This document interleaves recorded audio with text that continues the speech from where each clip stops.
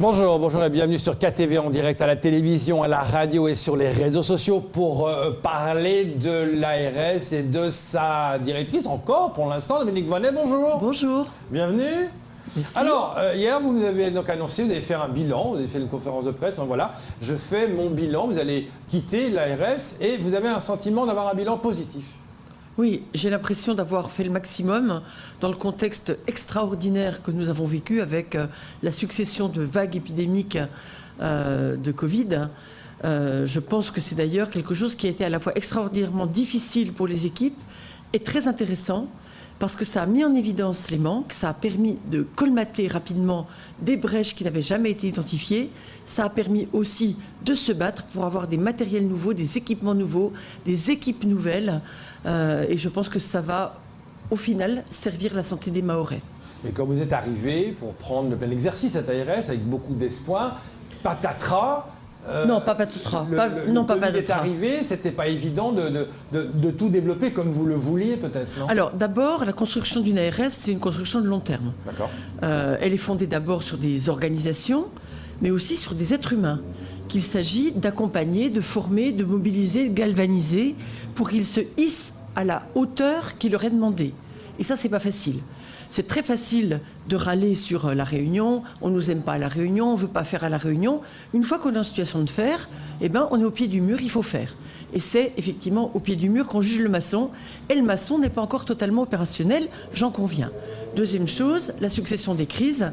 Je pense que ma notoriété, mon autorité aussi, et ma connaissance des dossiers ont permis de convaincre à Paris qu'il fallait aider Mayotte. Pendant très longtemps, on n'a pas beaucoup parlé de Mayotte. Et là, je pense que tout le monde a pris conscience de la fragilité de Mayotte, des besoins, mais aussi de l'énergie qu'il y avait à Mayotte et de la capacité qu'il y avait à porter des projets.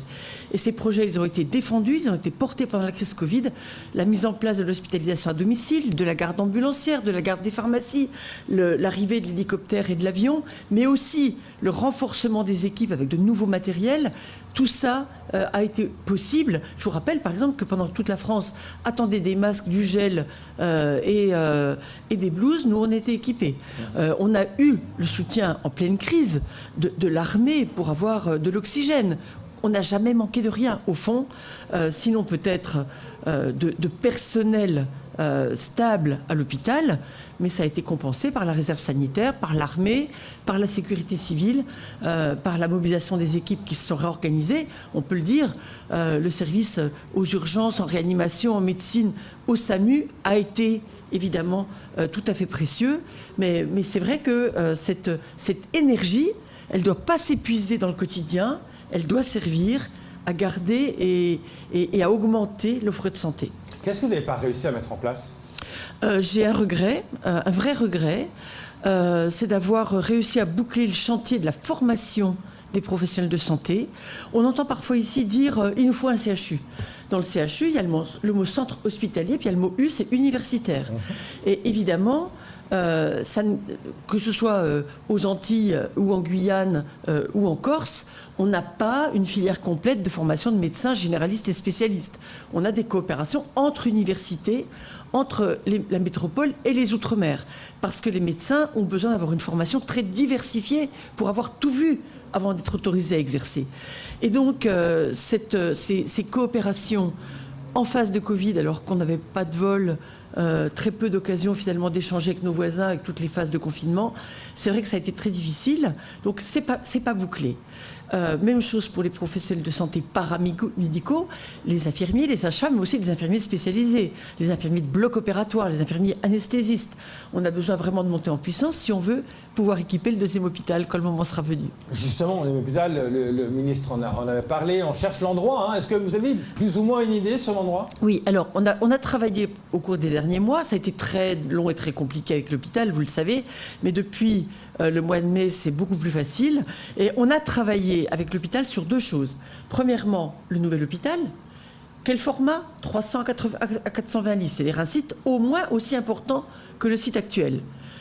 Le site sur le centre-ouest de Mayotte, pour rééquilibrer par rapport à l'agglomération de Mamoudzou et pour mieux desservir à la fois le nord et le sud.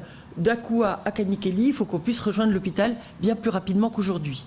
On a identifié 2 sites un à Combagny, un à Sada. Et notre choix s'est fondé sur des sites qui sont totalement à l'abri des risques naturels. On ne veut pas revivre ce qui s'est passé à Saint-Barthélemy ou à Saint-Martin avec l'ouragan Irma, où c'est l'hôpital qui a quasiment été qui est tombé le premier, donc c'était pas possible. Donc on a choisi des sites bien protégés, on a choisi des sites qui sont desservis, disponibles rapidement. On sait que l'accès au foncier est compliqué à Mayotte. C'est ça, ouais. Et avec des temps de déplacement, notamment vers l'hôpital de Mamoudzou, vers l'université de Dembéni, vers le nord, vers le sud, qui soient acceptables.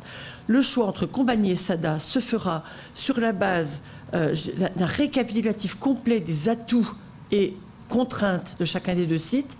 C'est le ministre de la Santé qui le fera. Je lui ferai remonter mon tableau avant de partir. Oui, justement, il y a beaucoup de choses qui sont encore, vous l'avez dit, qui sont encore à mettre en place, que vous avez commencé à faire, une continuité. Comment ça va se passer? Mais ça, c'est normal. Ça, c'est normal. Alors, j'ai oublié un chantier comme important. Oui. C'est que on avait prévu un programme d'investissement d'urgence à l'hôpital. Oui. Mais le programme qui était conçu, c'était un programme qui visait à démolir beaucoup de choses pour reconstruire plus tard. Là, on n'a pas besoin de démolir beaucoup de choses puisqu'on va construire un nouvel hôpital sur un autre site. Mais on doit s'adapter pour tenir le temps que le nouvel hôpital soit prêt. On va augmenter le nombre de blocs, augmenter le nombre de lits en néonatologie, restructurer totalement l'accès des urgences, vider Jacaranda et installer un autre dispensaire au cœur de l'agglomération de Mamoudzou, probablement à Kaweni, etc., etc. Donc, je ne vais pas vous détailler tout ça, mais évidemment, on ne fait pas ça sans les médecins. La mobilisation de la communauté médicale, elle n'avait jamais été acquise. Et là, les médecins ont été associés, travaillent avec l'ARS, avec les experts nommés par le ministère et par l'ARS et par l'hôpital, et on a fait une sorte d'équipe, une task force, pour à la fois commencer rapidement ce programme d'investissement d'urgence. On a besoin. L'hôpital de Mamoudzou, il éclate dans ses murs. Pour mobiliser les fonds européens pour renouveler les appareillages, vous savez que l'IRM est à bout de souffle. On a commandé un nouvel IRM, on est en train de commander un nouveau scanner, un nouveau mammographe. On est en train de travailler sur pour muscler le laboratoire, puisque le chef de service du labo part en retraite dans les jours qui viennent là, et qu'évidemment il faut prévoir la suite.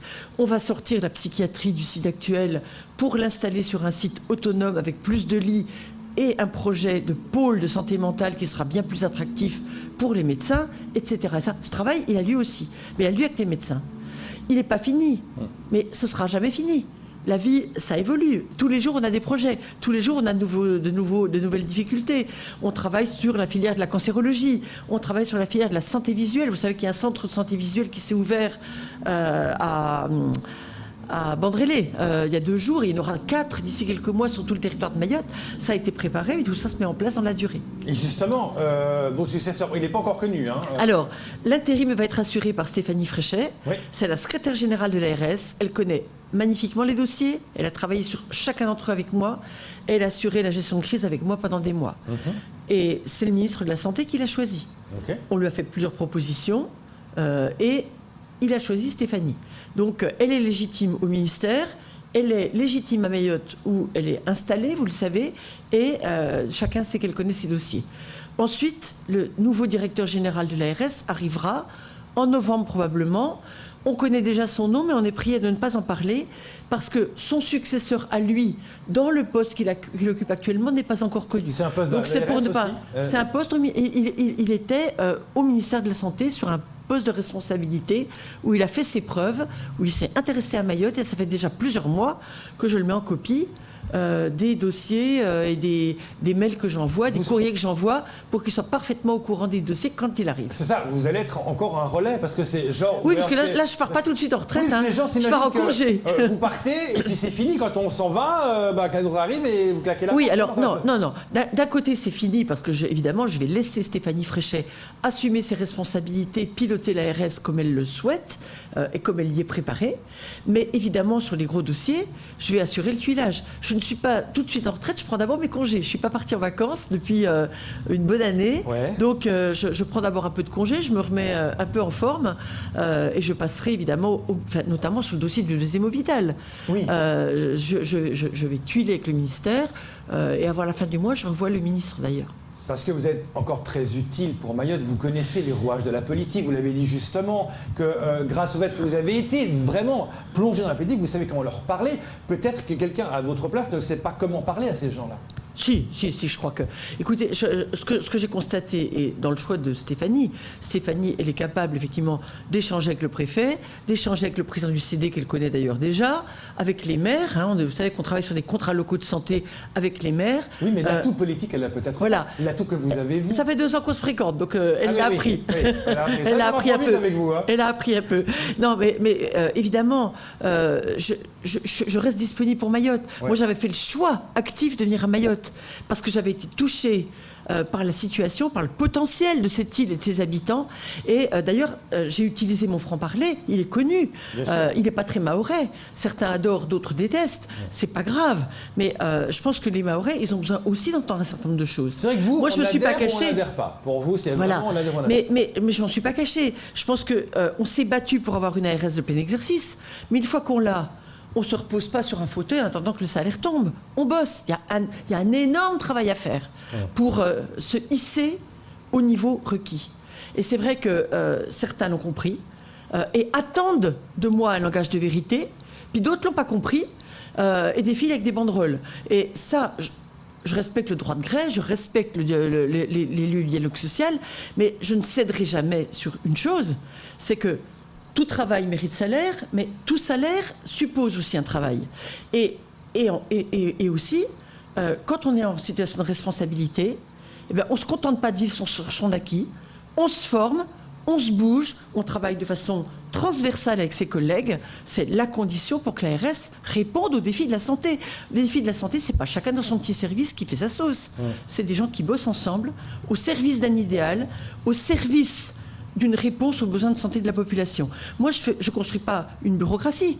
Je construis un outil réactif capable de se projeter sur le terrain. Et d'ailleurs, quand vous regardez les équipes mobiles, les équipes de la lutte antivectorielle, les équipes de santé et environnement qui font les prélèvements d'eau, vous voyez des gens qui n'ont pas les deux pieds dans le même sabot, qui font leur travail, qui en rendent compte et qui sont absolument désolés de voir que certains traînent des pieds.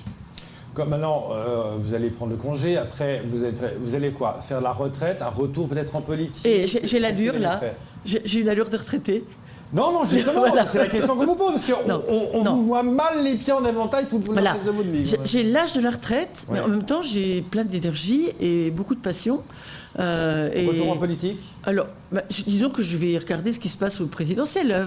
Si je vous disais le contraire, vous ne me croiriez pas. Non, forcément pas. J'ai fait ça toute ma vie. Moi, vous savez, à Mayotte, je suis fonctionnaire et j'ai respecté strictement mon devoir de réserve. Oui. Je n'ai soutenu personne, je n'ai disqualifié personne, je parle avec les élus. C'est quand même de quel bord vous êtes quand même? Oui, mais j'ai été d'une grande équité. J'ai parlé avec tout le monde et je travaille avec tout le monde parce que je respecte le suffrage universel et le fait que les électeurs ont fait leur choix et que les élus sont légitimes à agir et à travailler avec nous. Mais en même temps, j'ai regardé avec intérêt ce qui se passe. Parce que je pense que Mayotte a besoin aussi de mobiliser l'ensemble des forces vives de la population.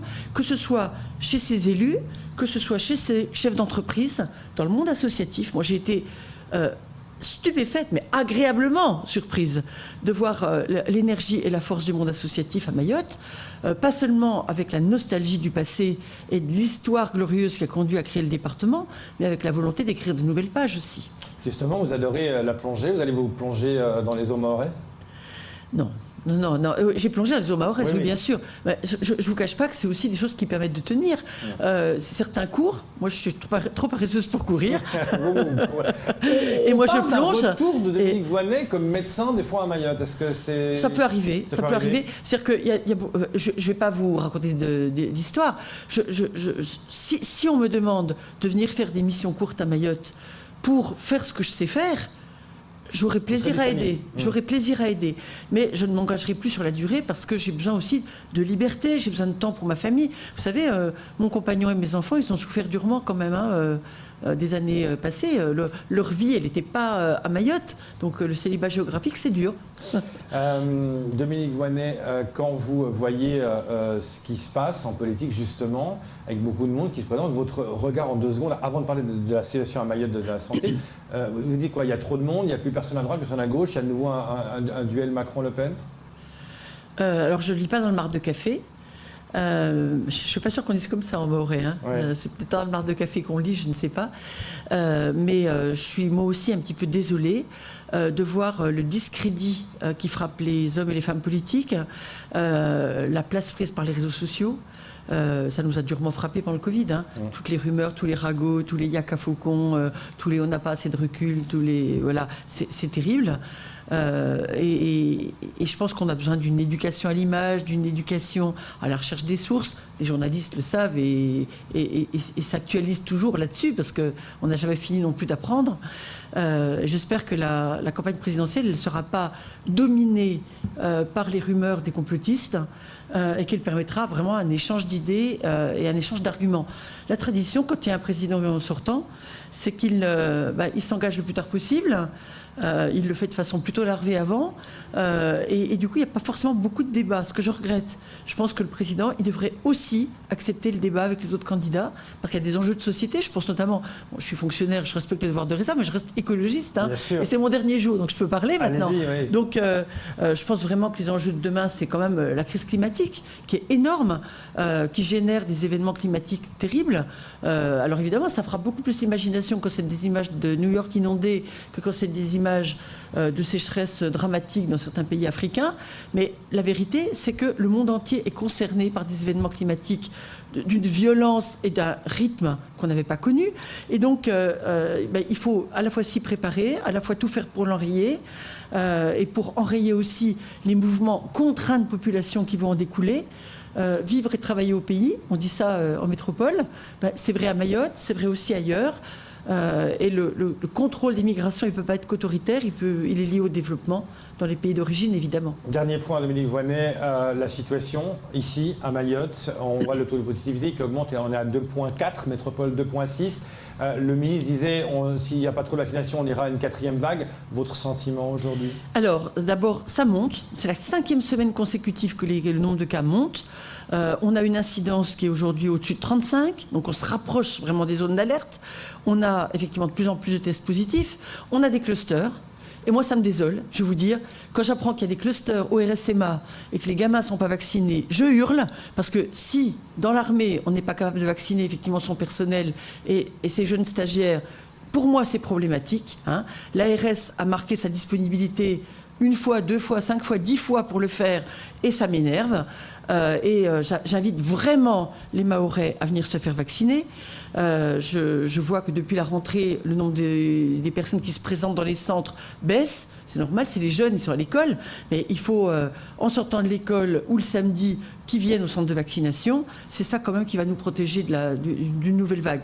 On sait qu'on a beaucoup de personnes qui ont déjà eu la Covid en janvier, février, mars. On sait qu'on a une population jeune. On a peu de cas graves. Mais quand même, on est dans un des pays les plus riches du monde.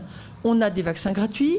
C'est un vaccin qui est efficace. Mais que 32% de gens qui sont vaccinés complètement à Mayotte. Alors, on touche 40, hein. on tangente 40. Oui, ouais. Enfin, voilà, mais quand même, c'est pas suffisant.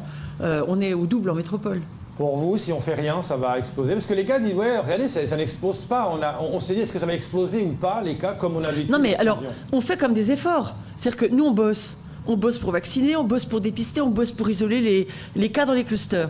Donc, si on n'a pas de vague, on dira, l'ARS nous a affolés pour rien. Puis, si on a une vague, on dira, mais qu'est-ce qu'elle a fait, l'ARS? Hein? Donc, à un moment donné, il faut aussi que chacun, individuellement, prenne sa part de responsabilité. Vous n'avez pas fait vacciner votre vieux papa, votre vieille maman, emmenez-le au centre de vaccination. Vous avez fait votre première dose, vous êtes parvenu pour la deuxième, par négligence, vous ne vous ferez pas gronder. Allez-y. Il est toujours temps de faire la deuxième dose. Mais on finit avec 2 questions qui n'ont rien à voir. Quel est votre plus grand défaut? La franchise. Et votre plus grande qualité? La franchise. J'étais sûr. Merci beaucoup Dominique Voynet d'être venu et votre franc-parler. Et puis bonne chance pour la suite. Bonne chance à vous aussi. Merci. Bon courage. C'est tout pour ce temps de parole. Tout de suite, la suite de vos programmes.